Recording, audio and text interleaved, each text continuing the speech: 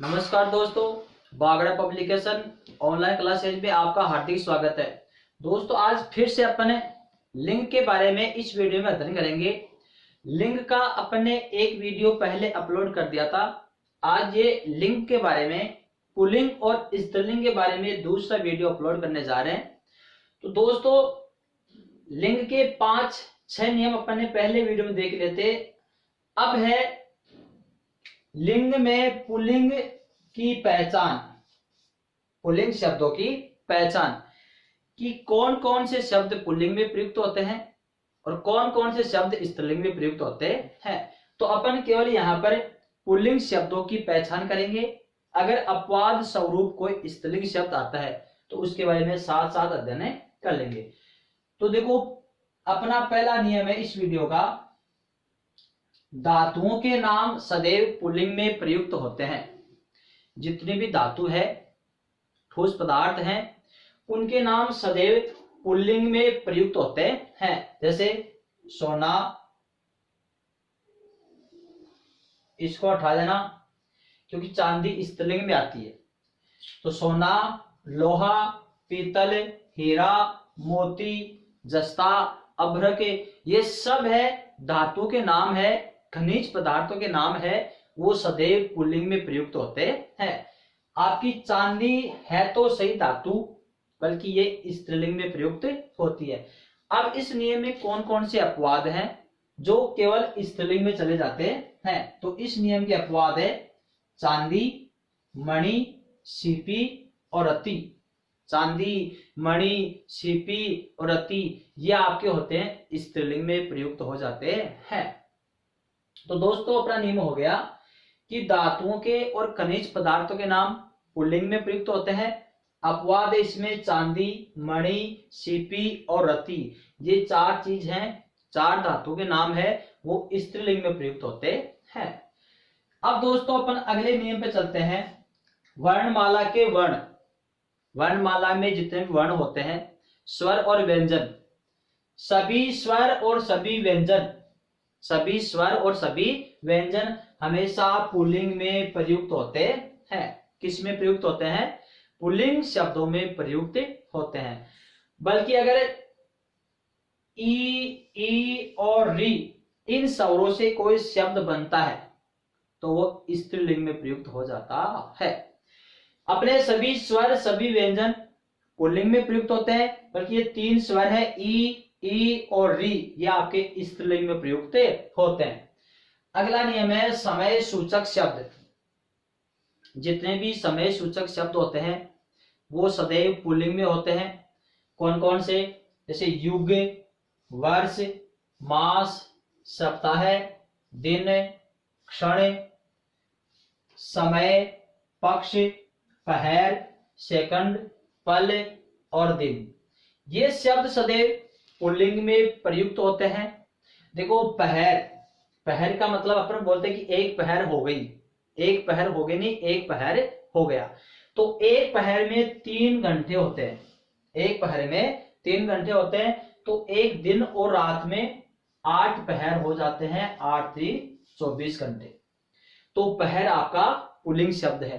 अब इसमें अपवाद कौन कौन से हैं समय सूचक में जो स्त्रीलिंग में प्रयुक्त होते हैं? जैसे रात, दोपहर, सांझ, संध्या, सदी, तिथि, सुबह, साय, ये सब क्या अपवाद है जो स्त्रीलिंग में प्रयुक्त हो जाते हैं। वैसे समय सूचक शब्द हैं वो पुल्लिंग में प्रयुक्त होते हैं, और ये समय सूचक शब्दों के अपवाद हैं जो स्त्रीलिंग में प्रयुक्त होते हैं।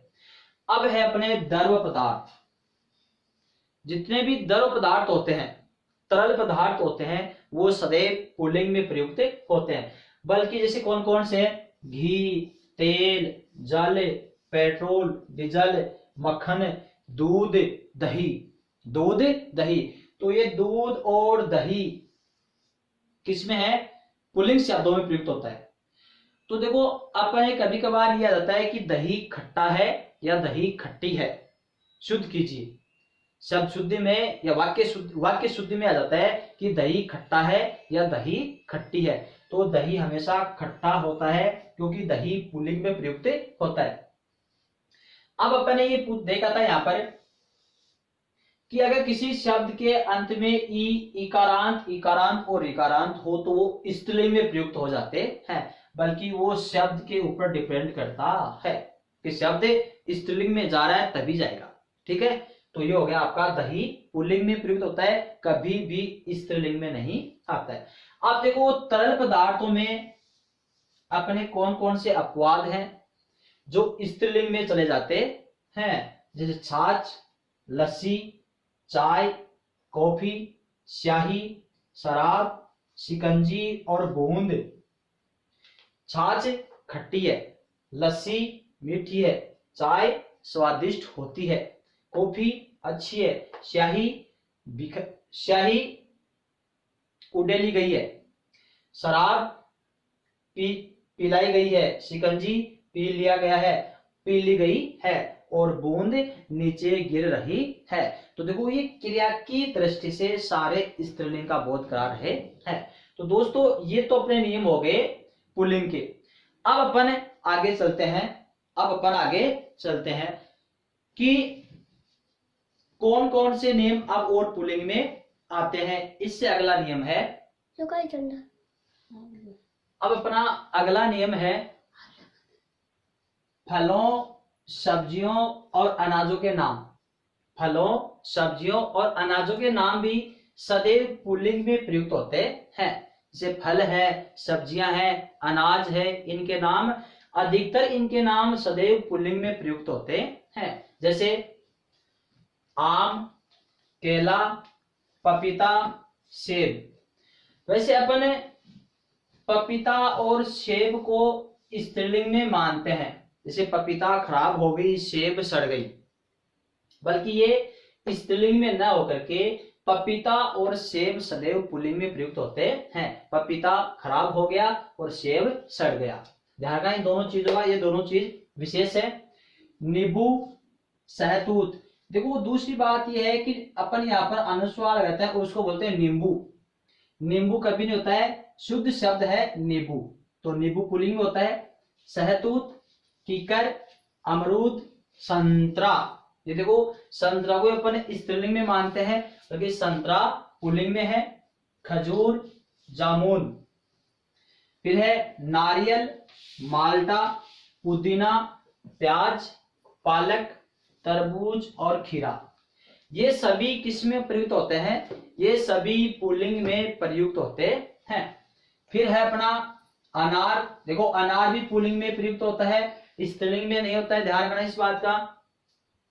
करेला, टमाटर, कद्दू, टिंडा, आलू, चावल, गेहूं, बाजरा, चना, मटर, मूंग, गंवार, मोठ और तिल।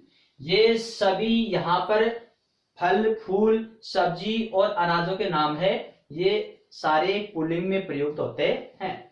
अब देखो अपने अपवाद विशेष है, अपवाद स्वरूप है। कुछ फल, सब्जियां और फलों के नाम स्त्रीलिंग में भी प्रयुक्त हो जाते हैं। जैसे अपवाद स्वरूप कौन से हैं जो स्त्रीलिंग में प्रयुक्त होते हैं? राई, फली, ककड़ी, अरबी, सेम, सेम की भी फलियां होती है, बालोर, गोभी, नाशपाती, इमली, मौसमी। देखो मौसमी आपकी स्त्रीलिंग है और संतरा पुल्लिंग में है, इस बात का ध्यान रखना होगा। चमेली, जूही, पौध, बगीचा नहीं है, अगर बाहर यहाँ पर बगीचा होता तब तो पुल्लिंग में जाता, बल्कि यहाँ पर है बगिया। क्या है? बगिया। स्त्रीलिंग में है सौंठ, हल्दी, मिर्च, इलायची, जवार, मक्का और अजवाइन। मक्का को अपन पुल्लिंग में मानते हैं, बल्कि पुल्लिंग नहीं होता है। ये अपनी बोलचाल की परंपरा के आधार पर अपन इसको बोल देते हैं कि मक्का खराब हो गया, बल्कि मक्का हमेशा स्त्रीलिंग में ही आती है। मक्का की फसल, मकई खराब हो गई।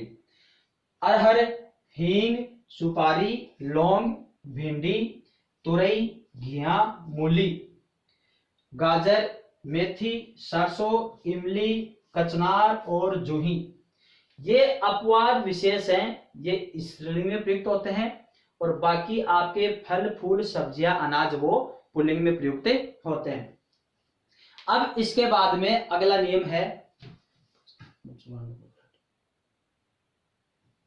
अब अपना अगला नियम है कि शारीरिक अंग, शारीरिक जो अंग है उनमें से कौन कौन से पुल्लिंग में प्रयुक्त होते हैं और कौन कौन से स्त्रीलिंग में प्रयुक्त होते हैं। तो देखो शारीरिक अंग वे अंग जो पुल्लिंग में प्रयुक्त होते हैं। तो पुल्लिंग में प्रयुक्त होने वाले शारीरिक अंग है हाथ, पैर, सिर, ललाट, होठ, दांत, नाखून, कंधा, घुटना, बाल, वक्ष, सीना, पेट, तालू, मुंह, गाल, रोम, नेत्र, नयन, लोचन और चक्षु। नेत्र, नयन, लोचन और चक्षु ये सभी आंख के पर्यायवाची है। किसके पर्यायवाची है? आंख के पर्यायवाची है। बल्कि ध्यान रखना, आंख आपकी सदैव स्त्रीलिंग में प्रयुक्त होती है। अगर आंख शब्द में लिंग पूछा जाए तो आंख सदैव स्त्रीलिंग में प्रयुक्त होती है, और आंख के जितने भी पर्यायवाची शब्द होते हैं, नेत्र, नयन, लोचन, चक्षु, ठीक है, वो हमेशा पुल्लिंग में प्रयुक्त होते हैं। और दूसरी बात और ध्यान रखना, आंख स्त्रीलिंग एक वचन शब्द है। आंख स्त्रीलिंग एक वचन है। अगर इसका अपन बहुवचन बनाना चाहते हैं तो आंखें हो जाएगी, आंखें खुल गई, तो भी रहेगी स्त्रीलिंग, बल्कि बहुवचन बन जाएगा। और अपन बात करते हैं नेत्र, नयन, लोचन और चक्षु। ये सदैव पुल्लिंग में होते हैं और सदैव बहुवचन में ही प्रयुक्त होते हैं। ध्यान रखना, नेत्र, नयन, लोचन, चक्षु पुल्लिंग है और सदैव बहुवचन में प्रयुक्त होते हैं। आंख स्त्रीलिंग है, सदैव एक वचन में प्रयुक्त होती है। अगर इसका अपन बहुवचन बनाना चाहेंगे तो आंखें हो जाएगी। आंख खुल गई, एक वचन स्त्रीलिंग है, आंखें खुल गई, बहुवचन स्त्रीलिंग है। और नयन खुल गया, नहीं खुला, नयन खुल गया, नेत्र खुल गया, ये कभी भी चारों शब्द एक वचन में कभी भी प्रयुक्त नहीं होते हैं। ये सदैव सीधे बहुवचन में प्रयुक्त होते हैं और पुल्लिंग में होते हैं। नेत्र खुल गए, नयन खुल गए, चक्षु खुल गए, ठीक है। तो ये चारों शब्द पुल्लिंग बहुवचन है और आंख स्त्रीलिंग एक वचन है। फिर है दिल, दिमाग और मस्तक। दिल, दिमाग और मस्तक, तो ये शारीरिक अंग है, अपने सदैव पुल्लिंग में प्रयुक्त होते हैं। अब देखो शारीरिक अंगों में अपवाद कौन कौन से हैं जो स्त्रीलिंग में प्रयुक्त होते हैं। जैसे आंख, गर्दन, छाती। अगर छाती के स्थान पर बाहर सीना होता, ये देखो मेरा सीना, सीना कमजोर हो गया, पुल्लिंग है, और छाती कमजोर हो गई, स्त्रीलिंग है। तो छाती स्त्रीलिंग है और सीना पुल्लिंग है। कमर, जीभ, नाक, टांग, उंगली, कोहनी, पिंडली, त्वचा, जांघ, नस, ठोड़ी, नाभि, पलक, छाती, भौहें, एड़ी, चोटी और पसली, ये आपके स्त्रीलिंग में प्रयुक्त होते हैं और ये शारीरिक अंग है वो पुल्लिंग में प्रयुक्त होते हैं, ठीक है। अब दोस्तों अपन चलते हैं वस्त्रों के नाम। वस्त्रों के नाम कौन कौन से पुल्लिंग में होते हैं और कौन कौन से स्त्रीलिंग में होते हैं। जैसे सामान्य वस्त्र है वो तो अपन जानते हैं कि पुल्लिंग और स्त्रीलिंग में प्रयुक्त होते हैं, बल्कि जो कंफ्यूज वाले हैं, आप देखो रुमाल, रुमाल सदैव पुल्लिंग में होता है। रुमाल अच्छा है, ना कि रुमाल अच्छी है। अगर बात रुमाल के स्थान पर अगर रुमाली हो, रुमाली, तो हो जाएगा आपका स्त्रीलिंग और रुमाल हो जाएगा आपका पुल्लिंग। तो देखो कौन कौन से वस्त्रों के नाम है जो पुल्लिंग में प्रयुक्त होते हैं। रुमाल, कुर्ता, पजामा, कोट, घाघरा, पेटीकोट, टोपा, दुपट्टा, मोजे, गाउन और साफा, ये वस्त्रों के नाम है जो सदैव पुल्लिंग में प्रयुक्त होते हैं। फिर है अपवाद विशेष, जो वस्त्र भी हैं बल्कि स्त्रीलिंग में चले जाते हैं। चोली, अंगिया, बंडी, चोली, अंगिया, बंडी, पतलून, पतलून बोलते हैं पैंट को। तो देखो पतलून या पैंट स्त्रीलिंग में प्रयुक्त होती है, पैंट अच्छी है। कमीज स्त्रीलिंग में होता है, शर्ट स्त्रीलिंग में होता है, बल्कि कुर्ता आपका पुल्लिंग में होता है। साड़ी, धोती, पगड़ी, चुन्नी, निकर, बनियान, लंगोटी और टोपी, लंगोटी, टोपी और रुमाली, ये अपने स्त्रीलिंग में प्रयुक्त होते हैं, स्त्रीलिंग में प्रयुक्त होते हैं, और ये सारे कंगा आपके पुल्लिंग में प्रयुक्त होते हैं। ठीक है, अब इसका अगला नियम है, अब अपना अगला नियम है कि व्यवसाय सूचक या पदवाची सूचक, मतलब व्यवसाय सूचक और पदवाची शब्द होते हैं, वो अपने पुल्लिंग में प्रयुक्त होते हैं। जैसे उपन्यासकार, कर्मचारी, अधिकारी, व्यापारी, सचिव, उद्योगपति, क्रेता, विक्रेता, सैनिक, सेनापति, लोकपाल, न्यायाधीश, वकील, चिकित्सक, कार्यालय, विद्यालय, कॉलेज, विश्वविद्यालय, स्कूल, सभा भवन, न्यायालय, मंत्रालय, सचिवालय, अस्पताल और संवाददाता, ये सदैव पुल्लिंग में प्रयुक्त होते हैं। अब सुना इधर,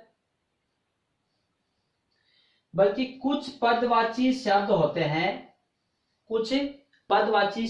हैं, जो उभयलिंगी होते हैं। उभयलिंगी का अर्थ होता है कि पुल्लिंग भी होते हैं और स्त्रीलिंग दोनों में सेम प्रयुक्त होते हैं। अब जैसे कुछ पदवाची शब्द हैं जो उभयलिंगी होते हैं, वही शब्द पुल्लिंग के लिए प्रयुक्त हो जाता है और वही शब्द स्त्रीलिंग के लिए प्रयुक्त हो जाता है। जैसे राष्ट्रपति पुल्लिंग और स्त्रीलिंग दोनों में सेम प्रयुक्त होगा। प्रधानमंत्री, मंत्री, डॉक्टर, राजदूत, डाकिया, राज्यपाल, मुख्यमंत्री, खजांची, पर्वतारोही, क्लर्क, तैराक और खिलाड़ी, ये पुल्लिंग और स्त्रीलिंग दोनों के लिए सेम प्रयुक्त होते हैं। ठीक है, तो व्यवसाय सूचक और पदवाची सूचक अपने कौन कौन से नियम में प्रयुक्त होता है, तो ये अपने इस नियम में हो गया है। और दोस्तों, अगर अभी तक आपने चैनल को सब्सक्राइब नहीं किया है तो सबसे पहले सब्सक्राइब कीजिएगा, और इन नियमों का अपन को विस्तृत अध्ययन करना है तो अपनी पुस्तक है भारतीय हिंदी व्याकरण कोश, और पब्लिकेशन है बागड़ा पब्लिकेशन जयपुर। पुस्तक का नाम है भारतीय हिंदी व्याकरण कोश। इसमें प्रत्येक टॉपिक के पीछे 50 ऑब्जेक्टिव वस्तुनिष्ठ प्रश्नोत्तरी भी शामिल है, और इनका गहराई से अध्ययन करने के लिए आप इसकी सहायता भी ले सकते हैं। ठीक है,